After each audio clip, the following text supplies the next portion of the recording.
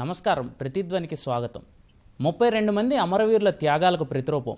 ప్రస్తుత మార్కెట్ ప్రకారం 2 లక్షల కోట్ల రూపాయలకు పైగా ఆస్తి. ఒక్కటంటే ఒకటి సొంత గని లేకపోయినా వరుసగా 13 ఏళ్ల పాటు లాభాలు చూపించిన సాగర తీరానికి మరిహానలా మారిన సంస్థ అది. 22,000 ఎకరాల విస్తీర్ణంలో 38,000 మంది కార్మికులకు నేరుగా కడుపు నింపుతున్న విశాఖ ఉక్కు పరిశ్రమలో ప్రస్తుతం నెలకొన్న సంక్షోభానికి కారణం ఎవరు? 5-6 ఏళ్లుగా సంస్థ చూపిస్తున్న నష్టాల వెనుక ప్రధాన కారణాలేంటి? ఆంధ్రుల హక్కుగా తెలుగువాడి ఆత్మగౌరవంగా సాధించుకున్న సంస్థ కునారిల్లిపోతుంటే సలహాదారులు, కన్సల్టెంట్లను నియమించుకుంటూ ప్రైవేటీకరణ దిశగా కేంద్రం వేస్తున్న అడుగులు దేనికి సంకేతం? ఇదే అంశంపై నేటి ప్రతిధ్వని కార్యక్రమం. చర్చలో పాల్గొంటున్న ప్రముఖులు శివసాగర్ గారు, విశాఖ ఉక్కు మాజీ chairman and managing director, CBI మాజీ జేడీ లక్ష్మీనారాయణ గారు. సార్, ఇద్దరికి స్వాగతం సార్. లక్ష్మీనారాయణ గారు, శివసాగర్ గారు. నమస్తే సార్, లక్ష్మీనారాయణ గారు, అంటే విశాఖ ఉక్కు ఆంధ్రుల హక్కు నినాదంతో మొదలైన ఈ ఉద్యమం దాదాపు 150 రోజులకు చేరువైంది. అయినా కేంద్రం అమ్మకాలకే ముందుకు వెళ్తుంది. ఈ పరిణామాలను ఎలా చూడాలంటారు? చర్చలో పాల్గొంటున్న శివసాగర్ రావు గారికి నమస్కారాలు. 7వ తారీఖు కేంద్ర ప్రభుత్వం 2 నోటిఫికేషన్లు ఇష్యూ చేసింది. మొదటిది ఈ ప్రైవేటైజేషన్ కి సంబంధించిన లీగల్ అడ్వైజర్ ని అపాయింట్ చేయడానికి, రెండవది వచ్చేసి కన్సల్టెంట్ అపాయింట్ చేయడానికి. ఈ రెండిటిని చూసిన తర్వాత మనకు అర్థమవుతుందంటే కేంద్ర ప్రభుత్వం ఈ ప్రైవేటీకరణ దిశగా అడుగులు వేస్తోంది. ఎంతో మంది ఇచ్చిన రిప్రజెంటేషన్లు, కార్మిక నాయకులు, ఆ తర్వాత సంబంధిత రాజకీయ పార్టీల నేతలు, ఎంపీలు, వీరందరూ, తర్వాత ముఖ్యమంత్రి గారు రాసిన 2 లెటర్లు, ఇవన్నీ పంపించిన తర్వాత కూడా కేంద్ర ప్రభుత్వం ఈ ప్రైవేటీకరణ దిశగా వెళుతుందన్నది మనకు స్పష్టంగా తెలుస్తుంది. ప్రీబిడ్ మీటింగ్ కు ముందు కావాల్సిన ఏవైనా ప్రశ్నలున్నా కూడా అవి 13వ తారీఖు ముందే అన్ని పంపించాలని కూడా ఆ 2 నోటిఫికేషన్లు చదివితే తెలుగుతుంది. అంటే మీరు అన్నట్టు 150 రోజుల నుంచి ఇక్కడ రిలే నిరాహార దీక్షలు జరుగుతున్నాయి. కార్మిక సంఘాలు వాళ్ళు అనేక కార్యక్రమాలు నిర్వహించారు. ఇవన్నీ జరుగుతున్నా కూడా కేంద్ర ప్రభుత్వం ఏదైతే నిర్ణయించిందో ఆ దిశగా వెళ్లే ప్రతిపాదనతో వారు ఉన్నారన్నది స్పష్టంగా మనకు తెలుస్తుందండి. సార్, శివసాగర్ గారు, అంటే విశాఖ ఉక్కు ప్రైవేటీకరణ మీద కేంద్ర ప్రభుత్వం ఇంత కఠిన వైఖరి తీసుకోవడానికి కారణాలు ఏంటంటారు? అంటే ప్లాంట్ అమ్మకం మినహా మరో మార్గం లేదంటారా? మరో మార్గం మేము ఆల్రెడీ నేను లక్ష్మీనారాయణ గారు కలిసి ప్రైమ్ మినిస్టర్ గారికి 13 పేజీల ఉత్తరం రాసాం. ఎలాగా దీన్ని నార్మలైజ్ తీసుకురావాలి, గవర్నమెంట్ ఇది బ్యాంకుల నుంచి మళ్ళీ డబ్బులు లేకుండా ఎలాగ ప్లాన్ నడపాలి అన్నవి పాయింట్ బై పాయింట్ వేసి మేము ప్రైమ్ మినిస్టర్ గారికి రాసాం. దానికి ఏమీ రిప్లై లేదు. బట్ ఏమి నాకు తెలుస్తుంది ఏంటంటే దే ఆర్ ఫర్మ్. ముందుకు వెళ్ళటానికి, ఇంకా వెనక్కి తిరగటానికి ఇంకేం అవకాశం లేకుండా ముందుకే వెళ్తున్నారు. సార్, అంటే లక్ష్మీనారాయణ గారు, అంటే 32 మంది దాదాపుగా కార్మిక సంఘాలు దీన్ని వ్యతిరేకించారు. అలాగే సిటిజన్స్ కూడా వ్యతిరేకించారు. ముందర మనం విశ్లేషిద్దామా ఎందుకు వ్యతిరేకిస్తున్నారు? దానికి ఏమైనా సమాధానాలు మీకు ఏమైనా తెలుసుంటే చెప్పండి, లేదా లక్ష్మీనారాయణ గారు చెప్తారు. సార్, అదే క్వశ్చన్ నేను కూడా అడుగుతున్నాను లక్ష్మీనారాయణ గారు. దాదాపు 32 మంది త్యాగాలు, వాళ్ళ అమరవీరులయ్యి ఉద్యమం ఫలితంగా ఏర్పాటైన పరిశ్రమ ఇది. అంటే ఇప్పుడు లాభ నష్టాలు సాగు చూపి అమ్మకం పెట్టడం అనేది ఎంతవరకు సబ్ అంటారు సార్? మీరు యాక్చువల్ గా చూస్తే లాభ నష్టాల్లో కూడా మీరు ఒకసారి ఈ విశాఖ ఉక్కు యొక్క పర్ఫార్మెన్స్ మీరు ఒకసారి గమనిస్తే, మొదట ప్రారంభించినప్పుడు ఆ ప్రాజెక్ట్ కాస్ట్ ఎక్కువైపోయింది. ఎందుకంటే డిలే చాలా జరిగింది project మొదలవడంతో.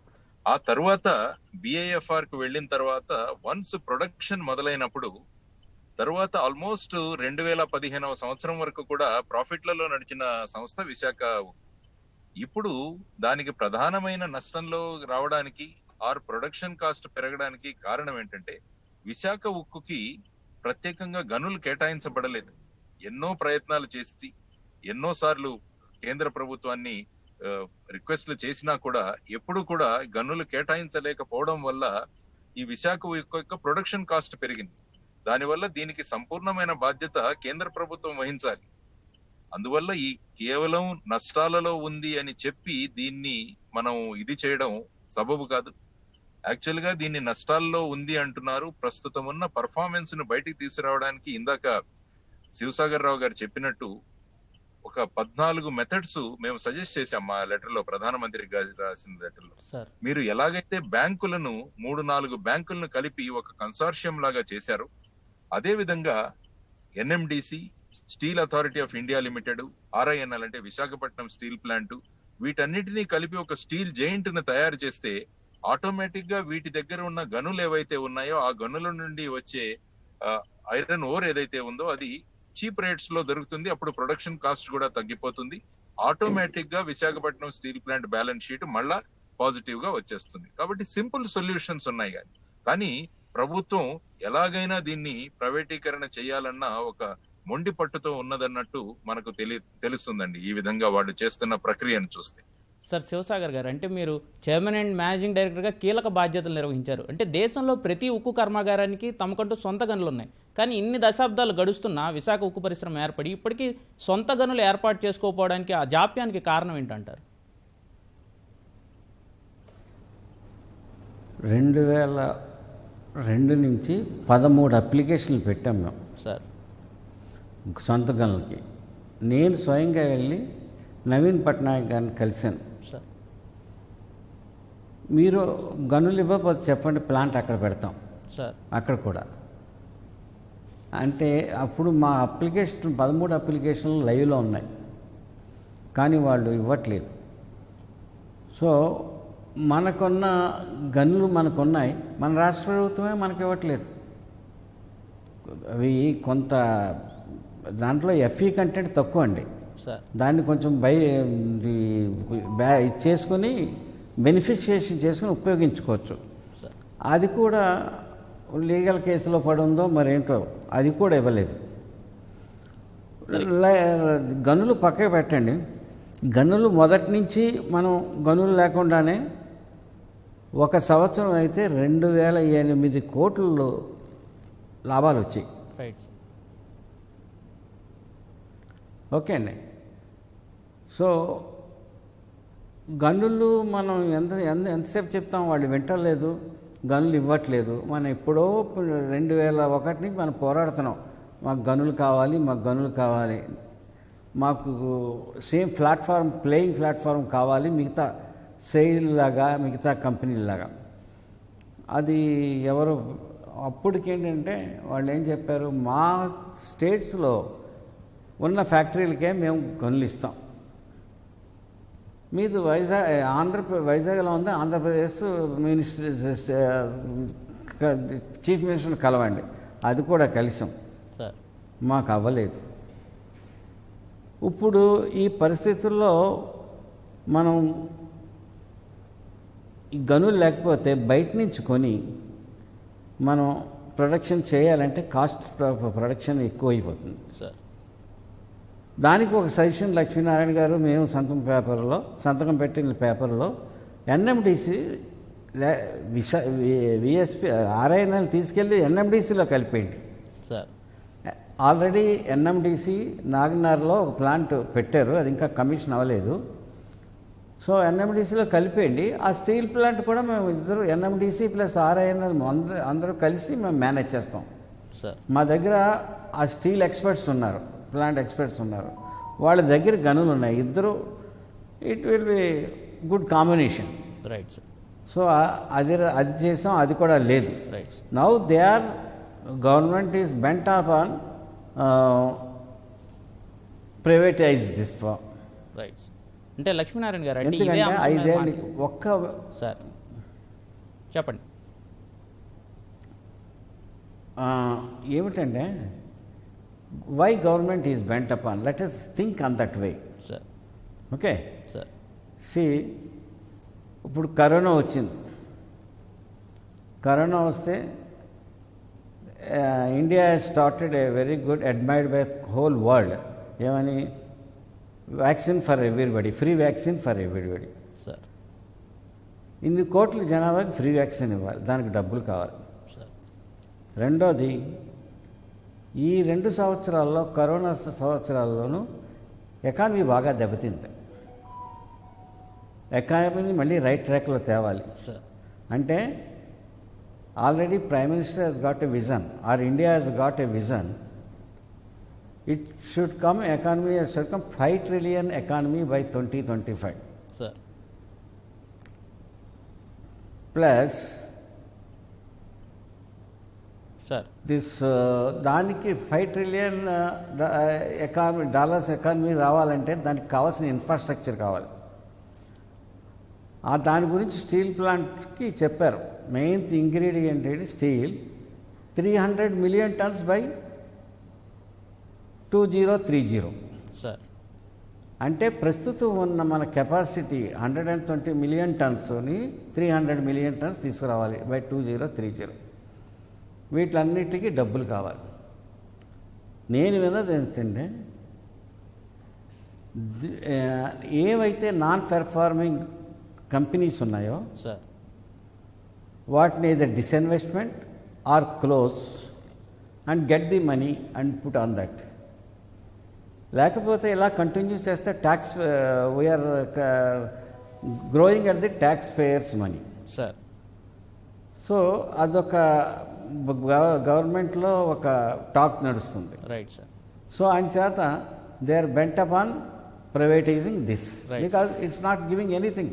Yes sir, right sir. From last 5 years it's not performing. ఒకసారి లక్ష్మీనారాయణ గారితో మాట్లాడదాం. అంటే లక్ష్మీనారాయణ గారు, ఇప్పుడు ఈ ఇన్పుట్ వ్యయాన్ని కనుక తగ్గించకపోతే, ఆర్థిక పునర్నిర్మాణం అనేది జరగకపోతే, ప్రైవేటైజేషన్ చేసినా వాళ్ళు ఇదే తరహా కష్టాలను ఎదుర్కోవాల్సి ఉంటుంది. అంటే ప్లాంట్ను అమ్మకానికి పెట్టిన కేంద్రం ఈ విషయంలో ఏమైనా ప్రయత్నాలు చేసిందంటారా? ఏం చేస్తారంటే ఇన్పుట్ కాస్ట్ తగ్గించడానికి వాళ్ళు ప్రైవేటైజేషన్ చేస్తే వాళ్ళు అవలంబించే మెథడ్ ఏంటంటే ఉద్యోగులను తగ్గించేస్తారు, వాళ్ళకి ఇవ్వాల్సిన శాలరీలు తగ్గించేస్తారు. అందువల్ల ఏమవుతుందంటే తక్కువ సంఖ్యలో ఈ ప్లాంట్ నడిపే ప్రయత్నాలు చేస్తారు.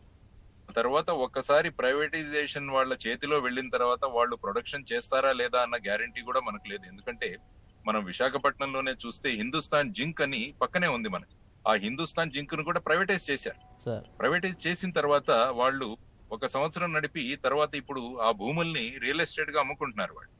ఒకసారి మన చేతుల్లోకి వెళ్ళిపోయిన తర్వాత ప్రైవేట్ సంస్థలు ఏ విధంగా ప్రవర్తిస్తాయన్న కంట్రోల్ మన దగ్గర ఉండదు. ఆ తర్వాత నెంబర్ ఆఫ్ ఎంప్లాయీస్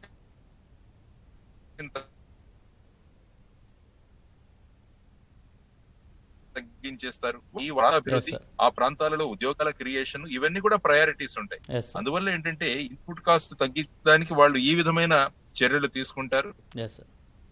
ఆ తర్వాత ఏం చేస్తారు, వాళ్ళు ఎక్కడి నుంచో గను నుంచి అందువల్ల ప్రయత్నం జరుగుతుందో. Right sir. శివసాగర్ గారు, అంటే ప్రైవేటీకరణే అంతిమ పరిష్కారం అనుకుంటే ఇప్పటికే ప్రైవేట్ పరం చేసినటువంటి హిందుస్థాన్ జింక్ లిమిటెడ్ లాంటి సంస్థలు ప్రగతి సాధించాయనేది, ఏం ప్రగతి సాధించాయనేది కేంద్రం పరిశీలనలో ఉందంటారా? అవి తప్పకుండా పరిశీలించి ఉంటారు.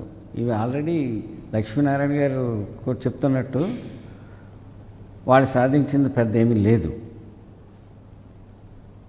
మనం దీన్ని ఒకటి మాత్రం చెప్తున్నాను హర్ష గారు, this plant can be brought back in to the old status. Sir మనం ఇప్పుడు కూడా దీని మీద కొంచెం ఫోకస్ పెట్టాలి. సార్ ఒక మేనేజ్మెంట్ దూరదృష్టితోటి పెట్టి, మీకు ఇక్కడ వర్క్ ఫోర్స్ అని నేను చెప్తాను దే ఆర్ ఎక్సలెంట్, కానీ వాళ్ళకి ఒక డైరెక్షన్ కావాలి, ఒక లీడర్ కావాలి. అదర్వైజ్ దిస్ వర్క్ ఫోర్స్ మీరు తెలుసు కదా, బిఎఫ్ఆర్కి వెళ్ళిన కంపెనీని మినీరత్న కింద మార్చారు. మినీరత్న కంపెనీని నవరత్న చేశారు. ఇది క్లోజ్ చేసేద్దాం, ఎవరికో ఇచ్చేద్దాము అనుకున్నది ఎప్పుడు 1998లో 97లో అన్నదాన్ని నవరత్నాకి చేశారు. మీరు ఈ ప్లాంట్ సాధించినవి చాలా ఉన్నాయి, వరల్డ్ రికార్డ్స్లో కూడా నోట్ చేయవలసినవి చాలా ఉన్నాయి. సో మనం ఈ ప్లాంట్ గవర్నమెంట్ మళ్ళీ దృష్టికి తీసుకెళ్ళి దీన్ని ఎలా పూర్వస్థితికి తీసుకురద్దాం. అంటే 2004-05లో మనం 2008 కోట్లు సంపాదించాం, అలాగే తర్వాత కూడా సంపాదించాం. అలా దాన్ని 2015 వరకు దీన్ని అలాగే తీసుకొచ్చారు, పాజిటివ్లోనే ఉంది. తర్వాత నుంచి ఇది నెగిటివ్లోకి వెళ్ళింది. ఆ స్థితి గురించి ఆలోచించాలి. ఆ స్థితిలో కావాల్సింది ఏంటంటే వర్కర్స్ దే వర్క్, వాళ్ళు మీరు ఎలా చెప్తే అలా చేస్తారు, కానీ ప్రాపర్ డైరెక్షన్ కావాలి, ప్రాపర్ సజెషన్స్ కావాలి. So I can feel that this can be revived to the last status again. Right sir. Sir Lakshminarayana గారు, అంటే ఈ ప్రైవేటీకరణతో జరగబోయే నష్టాల మీద ఇప్పటికే మీరు హైకోర్టును కూడా ఆశ్రయించారు. అంటే ఏ అంశాలను మన న్యాయస్థానం దృష్టికి మీరు తీసుకెళ్ళగలిగారు? సాధారణంగా ఏమవుతుందంటే కోర్టు ఇప్పుడు వాళ్ళ యొక్క అడ్మినిస్ట్రేటివ్ డెసిషన్స్ లో వాళ్ళు, అది సుప్రీంకోర్టు బాల్కో అన్న కేసులో వాళ్ళు ఇచ్చిన తీర్పు. కానీ ఎప్పుడైతే ఈ ప్రైవేటీకరణ అనే నిర్ణయం రాజ్యాంగబద్ధంగా ఇచ్చిన హక్కులను భంగం కలిగిస్తుంటే ఆ సమయంలో కోర్టులు ముందుకు రావాలని చెప్పేసి మనకు అనేక కేసుల్లో మన దగ్గర ఉంది. ఇప్పుడు ఈ ప్రైవేటైజేషన్ లో ప్రధానంగా మనం చూడాల్సిన అంశం ఏంటంటే ఆల్మోస్ట్ 20,000 మంది రైతులు వాళ్ళ భూములని విశాఖపట్నం స్టీల్ ప్లాంట్ కి ఇచ్చారు. అందులో 16,500 మందికి పర్మనెంట్ జాబ్స్ క్రియేట్ చేద్దామని ఆ సమయంలో వాళ్లకు ప్రామిస్ చేయడం జరిగింది. కానీ ఇప్పటికీ 8,500 మంది కుటుంబాలకి ఇంకా ఉద్యోగాలు ఇవ్వలేదు. అంటే ఏ భూమి మీద అయితే వారు ఆధారపడి ఉన్నారో వాళ్ళ రైట్ టు లైఫ్ అంటాం మనం. ఆర్టికల్ 21 చూస్తే రాజ్యాంగంలో రైట్ టు లైఫ్ అంటాం. కాబట్టి వాళ్లకున్న రైట్ టు లైఫ్ ని వాళ్ళు త్యాగం చేసి విశాఖపట్నం స్టీల్ ప్లాంట్ కు భూమినిచ్చి దానికి ప్రతిఫలంగా వాళ్ళ కుటుంబాల్లో ఉద్యోగాలు ఇస్తామన్న ఏదైతే ప్రామిస్ ఉందో దాన్ని ఇంకా 8,500 కుటుంబాలకు చేయలేదు. అందువల్ల వాళ్ళ రైట్ టు లైఫ్ అన్నది ఇంకా మనం పూర్తి చేయలేదు. కాబట్టి రాజ్యాంగబద్ధంగా ఈ ప్రైవేటైజేషన్ నిర్ణయం ఏదైతే ఉందో అది రాజ్యాంగంలో ఇచ్చిన ఫండమెంటల్ రైట్స్ ని విఘాతం కలిగిస్తుంది. అందువల్ల కోర్టులు మీరు జోక్యం కలిగించుకోండి అని చెప్పి ముఖ్యంగా మనం PIL లో వేసిన మొదటి పాయింట్. తర్వాత రాజ్యాంగం యొక్క ప్రియాంబుల్ మీరు చూస్తే మన భారతదేశాన్ని సోషలిస్ట్, సెక్యులర్, డెమోక్రటిక్ రిపబ్లిక్ అని మనం ప్రియాంబుల్లో రాసుకున్నాం. ఇందులో ప్రధానమైన ఇదేంటంటే పదం ఏంటంటే సోషలిస్ట్. అంటే మనం క్యాపిటలిస్టిక్ సొసైటీ కాదు, మనది మిక్స్డ్ ఎకానమీ. అంటే ప్రైవేట్ సెక్టర్ ఉంటుంది, పబ్లిక్ సెక్టర్ ఉంటుంది. అందువల్ల మీరు అన్నిటినీ ప్రైవేటైజ్ చేద్దామంటే మీరు ప్రియాంబుల్లో ఏదైతే పొందుపరిచారో దానికి అగేన్స్ట్ గా మీరు పనిచేస్తున్నారని అదొక పాయింట్ తీసుకురావడం జరిగింది. తర్వాత directive principles of state policy, ఇవన్నీ కూడా రాజ్యాంగానికి వ్యతిరేకంగా ఇవి ఎలా వెళతాయన్న పాయింట్స్ ని కోర్టుకు తీసుకురావడం వల్ల కోర్టు కేంద్ర ప్రభుత్వానికి, రాష్ట్ర ప్రభుత్వానికి, RINL కూడా నోటీసెస్ ఇష్యూ చేయడం జరిగింది. రైట్ సార్ శివసాగర్ గారు, అంటే కేంద్రం ఏకపక్ష వైఖరి నేపథ్యంలో ఈ ఆందోళనలో ఉన్న ఉక్కు ఉద్యోగులను కానీ కార్మిక సంఘాలు కానీ వీళ్ళ తక్షణ కార్యాచరణ ఎలా ఉండాలంటారు?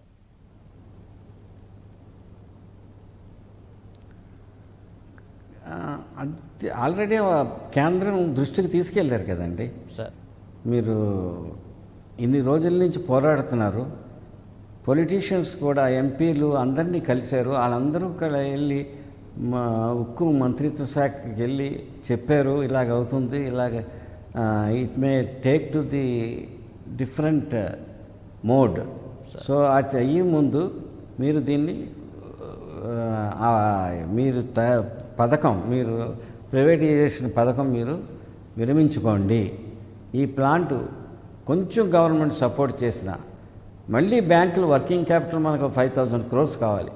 అది దొరికినా మనం దీన్ని మామూలు స్థితి తీసుకొస్తాము. మళ్ళీ మీకు ఈ ప్లాంట్ ఒక చరిత్ర ఉంది. 120% ఆఫ్ కెపాసిటీ ప్రొడక్షన్కి వెళ్ళింది. ఏ ప్లాంట్లో, ఏ స్టీల్ ప్లాంట్లో ప్రపంచంలో చేయలేదు. ఆ స్థితికి మళ్ళీ తీసుకురావచ్చు కొద్దిగా సపోర్ట్ ఇచ్చేస్తే. దానికి బదులు మేము అమ్మేస్తామంటే అది ఏమంటామో మనం చెప్పలేం. It's not good solution. Lakshminarayana గారు, అంటే ఏడాదిన్నరలో ప్రైవేటీకరణ పూర్తి చేస్తామని కేంద్రం కరాఖండిగా చెప్తుంది. సో ఈ పరిస్థితుల్లో ఐక్యంగా వినిపించాల్సిన గళాలు ఏంటి, అనుసరించాల్సిన ప్రణాళికలు ఎలా ఉండాలంటారు? ముఖ్యంగా పార్లమెంటు సమావేశాలు మొదలు అవ్వబోతున్నాయి. అందువల్ల మన ఎంపీలందరూ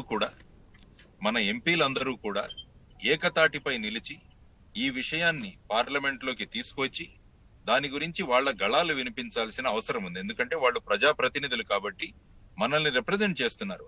మన రాష్ట్రంలో ఉన్న సమస్య ఏదైతే ఉందో దాన్ని వాళ్ళ గళాలు విప్పి అక్కడ ఈ ప్రైవేటైజేషన్ వల్ల రాబోయే అనర్థాలు ఏంటో వాళ్ళు చెప్పగలగాలి.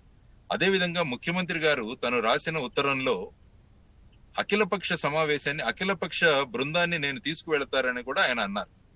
అందువల్ల ఈ పార్లమెంట్ సమావేశాలు జరుగుతున్నప్పుడు కటింగ్ అక్రాస్ పార్టీ లైన్స్, అన్ని పార్టీల ప్రతినిధులను తీసుకుని ముఖ్యమంత్రి గారు ఢిల్లీకి వెళ్ళగలిగి అక్కడ ప్రధానమంత్రి గారితో చర్చిస్తే వాళ్ళు ఒక సబమైన నిర్ణయాన్ని, వాళ్ళు ప్రైవేటైజేషన్ దిశగా తీసుకున్న నిర్ణయానికి మార్చే అవకాశం ఉంది. అందువల్ల ఇప్పుడు మనం కేంద్ర ప్రభుత్వం మీద, ముఖ్యంగా వాళ్ళ మీద మనం ప్రెషర్ చేయాలి. Right sir. మన స్టీల్ ప్లాంట్ ను ఏ విధంగా మనం లాభాల్లో తీసుకురావాలని మనం ఇచ్చిన సొల్యూషన్స్ ని వాళ్ళను అమలు చేసే విధంగా మనమంతా మనలో ఉన్న ఐకమత్యాన్ని చూపించాలి. ఈ క్షణంలో పార్టీలు మర్చిపోండి. ఆంధ్ర రాష్ట్రం కోసం విశాఖ ఉక్కు ఆంధ్రుల హక్కు అని మనం ఏదైతే తెచ్చుకున్నామో, విశాఖ ఉక్కు ఆంధ్ర ప్రజల యొక్క గుండె చప్పుడు అని ఆ ప్రాంతాల్లో మన గళాలు, మన ఎంపీలు, మన ముఖ్యమంత్రి గారు, మిగతా అందరు నాయకులను తీసుకువెళ్లి ఈ పార్లమెంటు సమావేశాల్లో చేస్తే ఖచ్చితంగా కేంద్ర ప్రభుత్వాన్ని కిందికి తీసుకువచ్చి మన ప్రైవేటైజేషన్ నిర్ణయాన్ని అందరం కలిసి వాళ్ళు వెనక్కి తీసుకునే విధంగా ప్రయత్నించాల్సిన అవసరం ఎంతైనా ఉందని నేను మీ ద్వారా తెలియజేస్తున్నాను. Right sir, right sir. అంటే ఎన్నో ప్రాణత్యాగాలు, ఎన్నో త్యాగాలు చేసి సాధించుకున్న విశాఖ ఉక్కుని త్వరలో పార్లమెంట్ సమావేశాలు ప్రారంభం కాబోతున్న నేపథ్యంలో అన్ని రాజకీయ పక్షాలు ఏకమై సాధించుకోవాల్సిన దిశగా అందరూ అడుగులు వేయాలని విశ్లేషకులు అభిప్రాయపడుతున్నారు. ఇది ఈరోజు ప్రతిధ్వని కార్యక్రమం. చర్చలో పాల్గొన్నందుకు విశ్లేషకులకు ధన్యవాదాలు. నమస్కారం. నమస్కారం.